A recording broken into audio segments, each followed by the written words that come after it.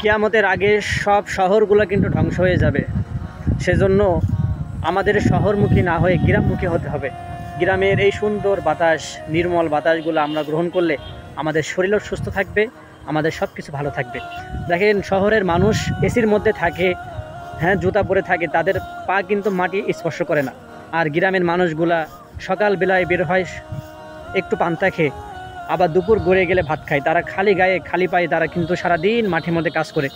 তাও দেখি দিন শেষে বছরে তারা খুবই কম সংখ্যক মানুষ দেখছি তারা অসুস্থ হয়। কিন্তু শহরের মানুষগুলোর মধ্যে এরকম অসুস্থতার বাসা বেঁধেই আছে।